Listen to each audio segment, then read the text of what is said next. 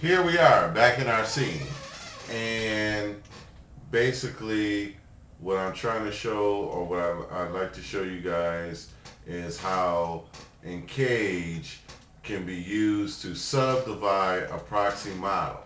And again, I'm gonna go into more detail about this subdivision surface, but I want to show you how Encage, which is here, it's a plugin, and so it's a plugin Encage here, and since I have one already, I'm not going to add that in, and it's just a simple subdivision tool, and it's really great. You have Catmo Clark on auto settings and loop settings. I usually use the loop. I don't usually triangulate, and I just, for electric image, when I'm using it, I usually subdivide just one in one for the camera and one for the animator, and so that's pretty much it. And then you can turn the visibility of it on and off, and I want you to see what happens when I do that. And so here you can see the quads on my surface, and you can see how they nicely bend and twist. And what I want to stress here is that throughout your whole entire model is that your quad will bend and twist. The more evenly spaced your quads are, the better your model will bend and twist.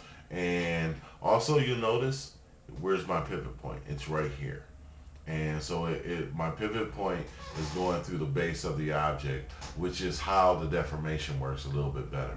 I'm just throwing these things out at you now to just get you familiar with it, and when we actually come across it, it'll be that familiar. So yes, this is still part of the lecture, but it's really starting to hone in on certain things that you've already come to understand. So that most of these objects are going to have a pivot point. Most of them, that's a controller unit. Lots of this is locked off, but most of the objects are going to have their pivot points in ways that's going to help to make it rotate around different areas that make it work better. And so that's what you have here, especially here. Actually, you can do a lot of modeling, and a lot of your robot modeling is going to have to do with how you manage your pivot points. And so you can see that this body turns around, and I don't know if you can see it or if it'll actually come closer, but there's the actual little dot for the pivot point. Okay, and it's good to be aware of it, because depending on how you create your object is how your pivot point. So with this, I don't really need like a really great waist controller, because this pretty much will do what I want here. Only thing with this is that okay, yeah, even my orientations are correct here. So, but that's because I use an effector here. But the main point of this lecture is so you to see how nicely evenly spaced quads. Now, electric image doesn't have a wire on top of shaded mode when you go here.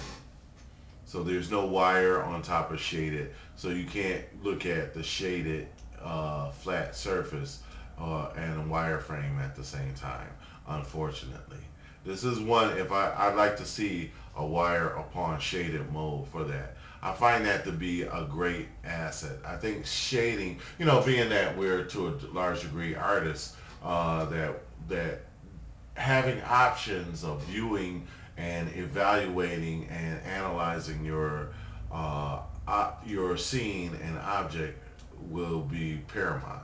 So here's a garage shaded, and it would be nice that to have a nice smooth, yet still see the wires, but you can't see that here. So I'm just gonna go and of course this is fawn, which is even smoother. So I'm gonna go back to here to where you can somewhat see the type of polygons and the quadrangulation between it, if that's a word, or quadrangulated polygons. So this is to quadrilate this, or or to better subdivide this is I would use in cage. Now the benefit of using a cage, and so this is why I'm explaining this, because it's very important to my animation process. You see how nice and quickly and interactively, yes, I have a smooth machine, a fast machine, but this wouldn't be as smooth if this was a really dense mesh. So you know, there might be a little bit more density in areas like here or here, wherever you have the bend of the knee and things like that. But the density of the mesh has a lot to do with how your rig behaves. It has to do with your skinning, your weighting, your texturing, and the way your model deforms the performance of your model. Actually, back here is much denser than I like. And what had happened when I first started this model, I was using this type of surface and doing NURBS modeling. And NURBS modeling creates a different type of topological order than if you use a polygon box type of modeling. So what I wound up doing is using a NURBS model, NURBS modeling technique to create the form, and then I would retopologize. I can't say this word, retopologicalize, if that's even a word. I would reorder the topology and remesh the surface with a new model. And so that is my new modeling workflow, is that I will build a form and not think of the topology, not think of animation workflow, flow lines or contours at all. So I don't want to think about that in the creative process of building the form. I just build the form. But then I have to go back and re-edge the surface. You know, and especially if you have time, usually it doesn't take that much time. Usually you still should know how to correctly flow and how to create edge loops and things like that. I don't know if I have Cupidtron here. So basically that's my model over here. I'm going to say don't save. I probably should have said save. Let's see if this is it here. I can show you a quick, okay, I think I repainted this. Okay, this is an overmesh model. Okay, this is actually a very good sample. Here's a character, and yeah, what I did was I recreated in ZBrush 3, I recreated a jacket. And so I recreated that jacket. And so what I often do is in a modeler, and a lot of modelers, including my Mondo, will allow you to draw on top of the surface. So now I don't even consider, like when I create my form, I don't even consider all of this. These are things that will help your deformations with your model. So if you have this good, especially around openings or orifices like this, like the eyes, or any opening or any radial type of opening, like an ear or something like that, like in the human form, which we have. Some have more than others. Sorry. but basically, any type of, like the eye openings, the nostrils and stuff like that, you want to try to build in a radial form. More so the mouth. There's more action going here in the mouth than anything, even in the eyelids. Even though the eyes are very expressive, this is the most moving the part of the body. And in my case, my mouth goes a mile a minute. So you want to have more edge loops here. And here I was just basically experimenting with a different type of radial form. So basically the flow of these lines will help with the animation.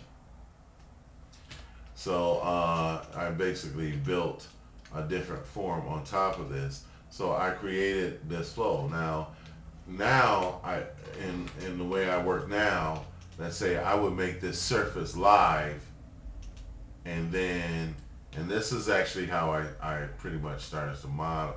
I start to model in Maya nowadays. Then I can just draw polygons right on top of this surface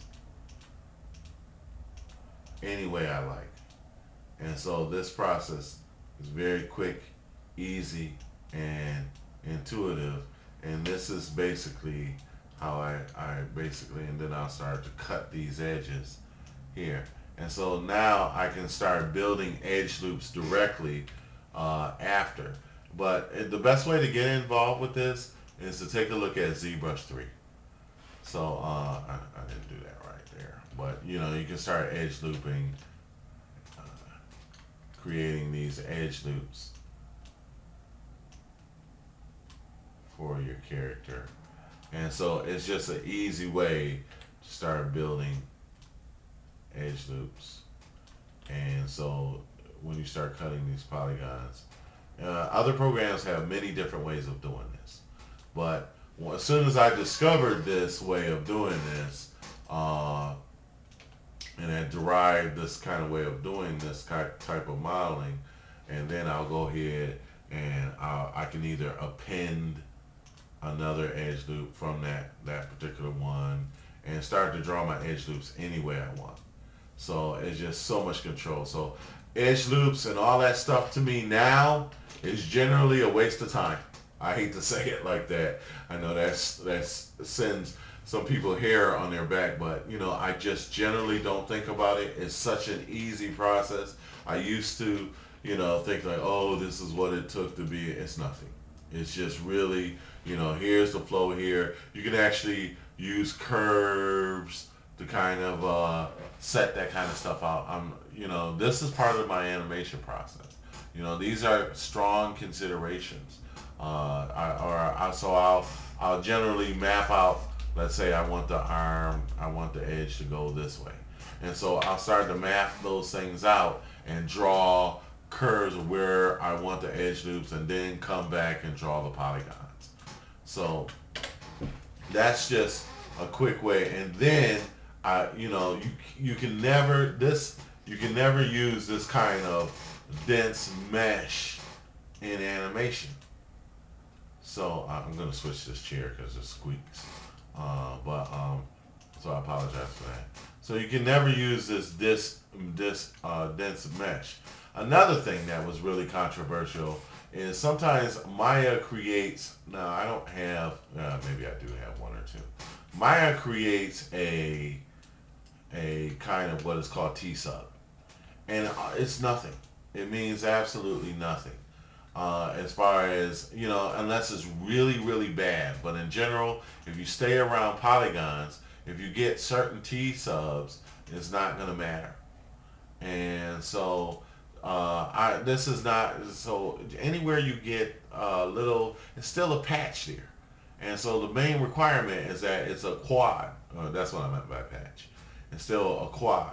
It's just divided in a way that Maya brings attention to and it calls out. So it's more like an error detection type of thing. It's to help you. You know, it's not a bad thing. That surface, you can look at the surface and see that, you know, you want to use lights to help bring out your surface and to tell you where your surface are. But, you know, I'm going to give this model a once over. That's all. But let's say I wanted to remesh this. I could just generally, you know, make that a live surface, or any program will allow you to do that nowadays. Mondo, I actually got this ideal from Mondo. You know, I was looking at a Modo, I think it's M-O-D-O, not Mondo, but actual Modo type of the way they create polygons. It's just the easy, smart way. So basically, you want to, if you're drawing edge loops while you're trying to create, you're thinking about edge loops instead of creation. That's why ZBrush is good and why they added a topological tool now. so that you can do that after the modeling process. So you can generate a basic mesh, build the form, and then recreate the topology. It's probably the best work, and in ZBrush it has even better, so that when you create the topology, all the detail will automatically be projected on it. It's a smarter, to me, it's always an evolving process, so it's an easy way to learn. So I wanted to skim over because these things become important. Now, I said all that to say this, is that what you want to have is a low res, nicely, evenly. You see how these quads are very much the same thing. I don't think I put UVs on this, but those are things that you want to be aware of. I'm pretty sure I don't have no UVs on this yet. So those are things that you want to be aware of, and you do want to do your UVs in the beginning if possible. You want to do all that stuff right in the beginning, and again, it'll help your UVs, and when you go to texture your model, if you have nice even quads. So you want to have a denser mesh here, but not too dense. This will probably work because this is a very simple character. And this isn't the best. It's not the end all. It's not the be all. I decided after I did this, I really don't like it. I don't think it's really necessary. So maybe it might help with that stomach if I have a big jiggly stomach, but pretty much if I ran this across here, it would have made a big difference. Here it would make more of a difference because you have so many muscles in the face that it'll fight the rig, it'll fight the actual blend shapes or whatever, however you choose to deform the face if you don't have those type of edge loops. So I think the most important part is in the face, and with this character, because he doesn't it's a smooth round baby, it doesn't have a lot of deformations in it. This is it's okay. I didn't have to go in here and start cutting loops or cutting edges for every piece of the calf is here. I didn't have to start cutting all these edges and loops for that kind of stuff, or actually the muscles are here, I did this stuff. I came across one technique, and basically it took me eons to model this, with polygons. And then in ZBrush, I was able to quickly do all this stuff so fast. I was like, you got to keep your mind open. You got to keep your mind open because there's better, faster techniques. There is nothing intuitive about pulling polygons. I'm sorry. Pulling out a brush and mapping this stuff or moving this stuff on a brush is, to me, it's the fastest, most intuitive way of working. So that's why I use ZBrush. And with ZBrush, I generally don't have to. There's a lot of things I really don't have to be concerned about. It looks like a pregnant baby now. Probably needs a fat butt, but not a fat stomach. Okay, so those are things to be aware of, and all of this stuff works better when you just generate your mesh, when you retopologicalize or remesh your surface. Okay, bleep bleep bleep. All right, so I showed that, and I did all of that so that it's going to be hard enough to work in EI and doing your meshes in EI. So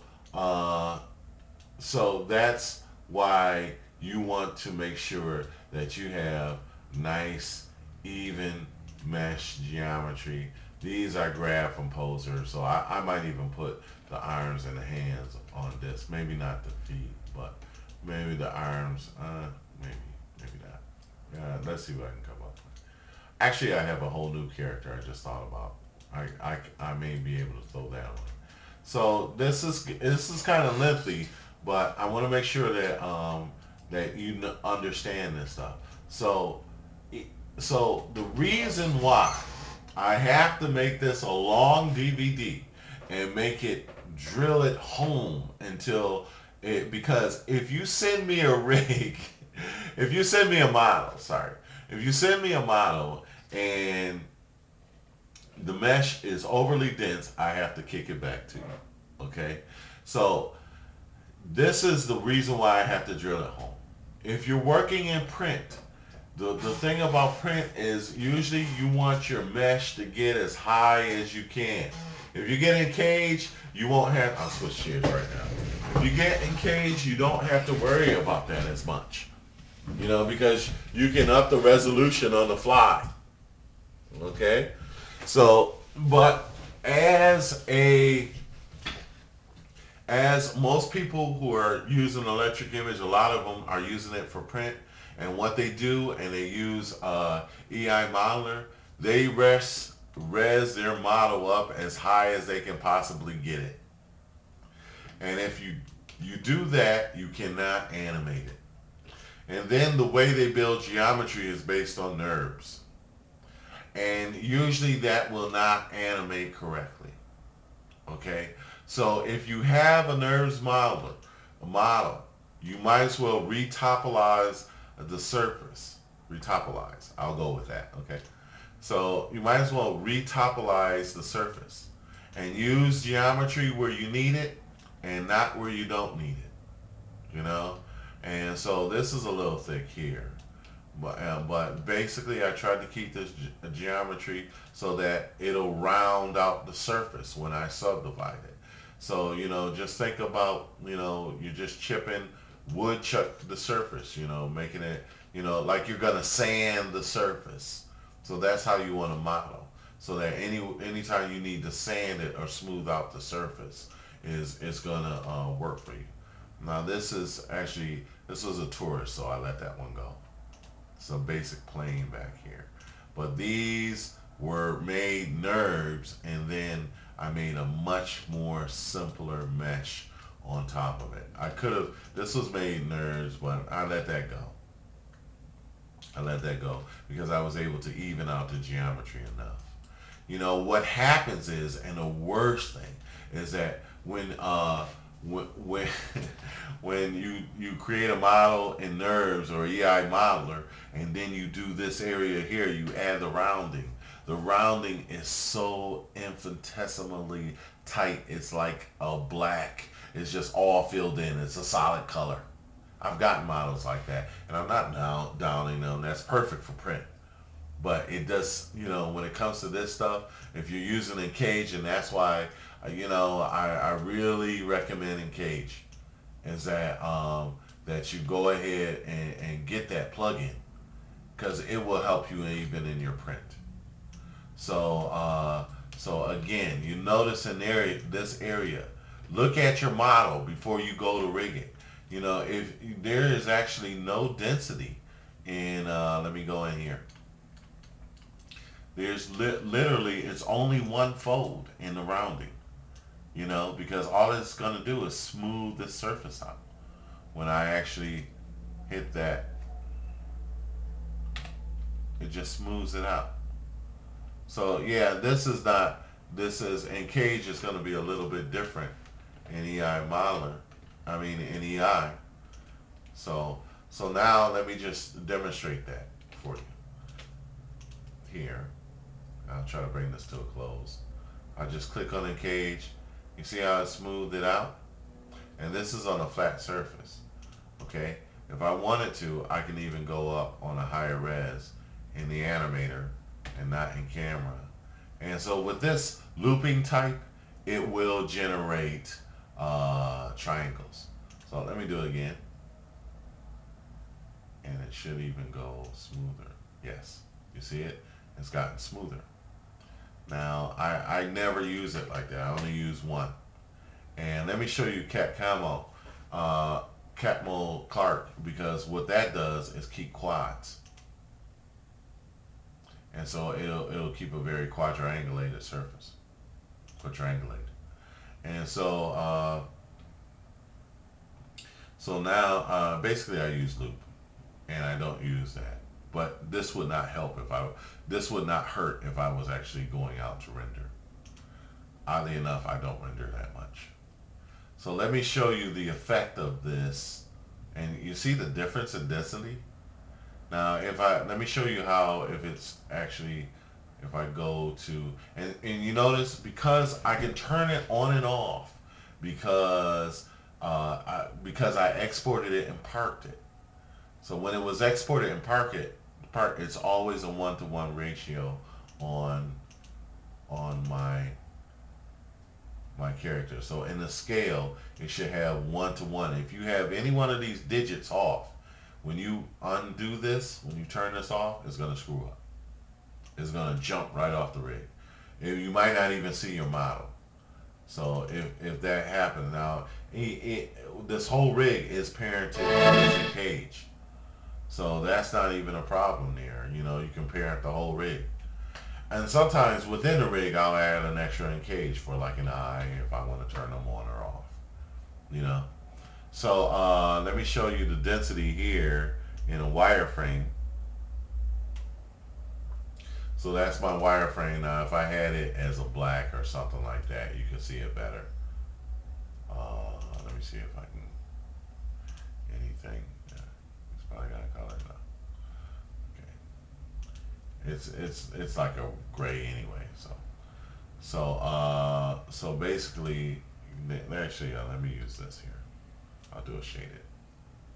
So you can see the density. That's a very light rig. You know, it moves very lightly. Look how few polygons. There's no detail in this surface. But as you can see, there's a little bit more detail in the area where it bends. Okay, like at the joints. But then when I have to go and paint these, it will respond pretty normal because I don't have a whole mesh of vertices, and I don't have a whole bunch of values or graduated values with a brush, because that's what all it is graduated values on a whole ton of vertices. I can almost, actually edit each one of these vertices if I have to. EI should have ways of doing that. So this has everything to do, a very evenly spaced rig has everything to do with how your mesh is going to work. Now if I turn on, you can see that. Can you imagine having to weight paint that? That's what a lot of people are doing. That's why you're having a lot of problems. It has a lot to do with it, let me tell you like that. And notice how my scene just completely slows down. You know, when your mesh is so dense that you can actually even tell the form. Now, Cage doesn't update well. You actually have to move the time marker. So that's another thing. So it kind of slow down. That's just a quirky part about the program, about that plugin. And that I have talked to them about it, but unfortunately, I think that they're working out distribution things, and there might be some problems with that. Okay, so there's not a lot you can do about it, but other than turn it off and not even worry about it, not even be concerned about it. So you can see the density of that mesh. Okay, so so how that mesh bends will have a lot to do with animation curves. Now this being such a simple product, and the way we're using this has a lot to do with it. Now these are lectures. Now when we get to the other part of this process and doing, you do not have to go. Look how beautiful and smooth this is. You will not have to deal with these lectures, okay? So we'll just go through it one, and so this is to alleviate me from having to explain stuff. So you can get, so print people, do not fear. I know how much you want to up-res your model and have this high density, but do not do it. Resist the temptation, you werewolf. So just look how beautiful and smooth that looks, and look at the continuity of this. the fluidity of that line. You cannot get that. It's very difficult. You can get it, but you have to do a lot of double rigging and stuff like that to get that. And this avoids that. Okay, so have I covered everything? Yes, Alonzo, you beat us to death with us. I didn't want to do this. I just want to rig and get it over with. How long do you plan on rigging? How long you plan on using EI? You want to get a lot of success out of this. Believe me, if this was a long time for you, you have no idea how long I spent going over this stuff and how many hours. So you got, the condensed milk. This is so much information, it should give you the runs. Yeah, so forgive me here with the diarrhea of the mouth here, but I literally have to just keep going over this stuff so that you have a full understanding. And again, the important thing is being able to turn that on and off. Exporting your model will allow you to turn it on and off. It'll help with the deformations. Also, a very evenly mesh will help you with your deformations. It'll help you with your actual joints. Now look at this joint here. Look at this. I mean, this looks like a Maya joint. Look at how nicely folded that is in there. You can't have any complaints about that. Look at the way these joints bend. They're absolutely beautiful. No problem whatsoever. And look at the a nice evenly mesh. Look at the curvature in there. Look at the smoothness in here. And so those are things that are going to help you. Look at the bend at these knees. It almost has a sense of thickness in it. Okay. So these hands aren't weighted. There's actually no weight maps on these arms. There's no weight maps on them. Now, I did no weight map painting. On a lot of my models, I do not weight map. I'm not too particularly about electric image weight map system anyway. When you first start off, you can't really tell what it is. And generally I do a lot of weight mapping in Maya, but in EI, if you set up your model good, you generally don't have to weight. With hands and stuff, I usually only have to do one small correction. I don't know a whole bunch of heavy weight mapping philosophies. Actually, I do, but they're not very necessary. I haven't had to use them. And with my weight mapping philosophies, I would tell EI to rewrite their weight mapping system. But as it is, it's very efficient. And with Filmbox, there's almost the Filmbox important stuff from Filmbox, and there's almost no weight mapping. I have only had on like complex octopuses with like tons and tons of. If I showed you, I should show you my. If I showed you that octopus, man, you wouldn't believe. I mean, I'm sold out on EI because of this octopus. Let me see if I can pull this up. And I have no idea what octopus this is. Oh, no, that's not even my octopus. I don't know what that is.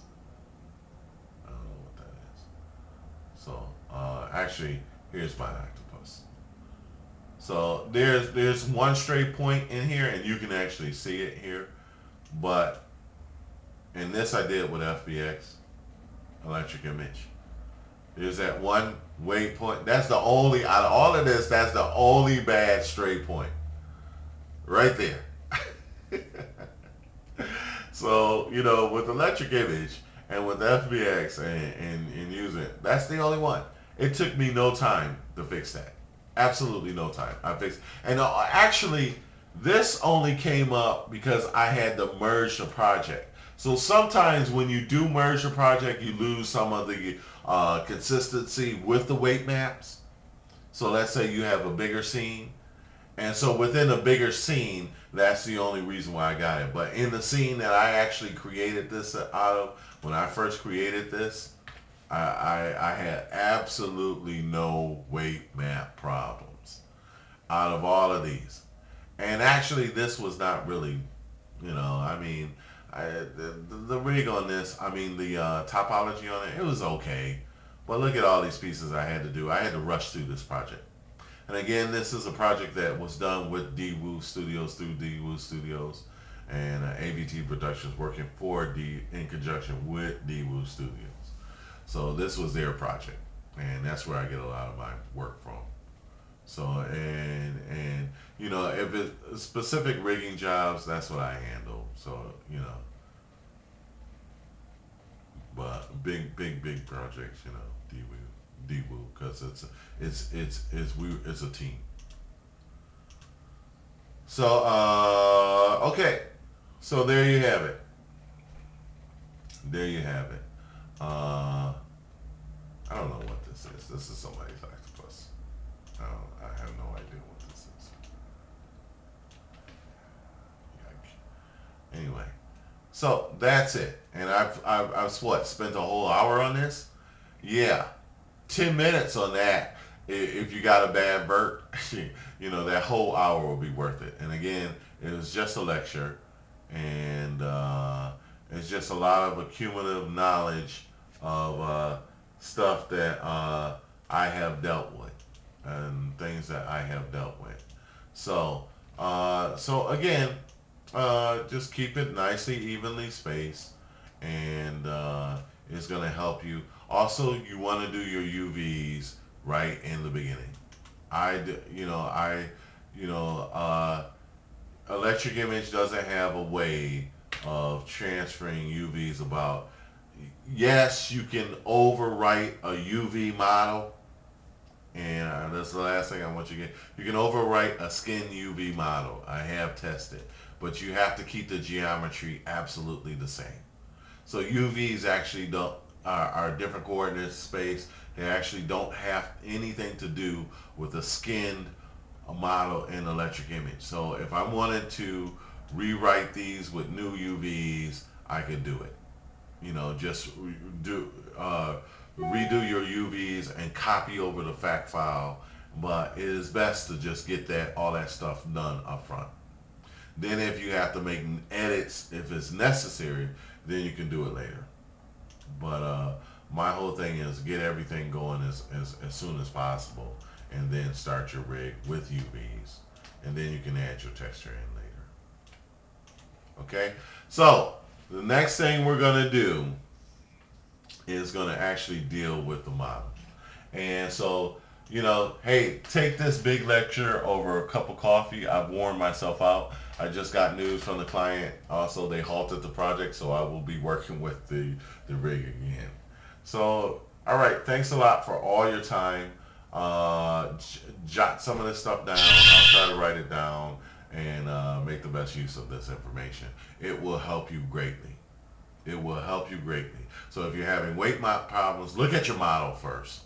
Look at your model first. Okay? You're having texture problems, look at your model first. Get in cage. I hate to do the sales job but get in cage. Get object to fact. Get in cage. That's all I can say. You know, yes, they should write it in, but right now, Ramjet and Igor's do some wonderful development. Okay? All right.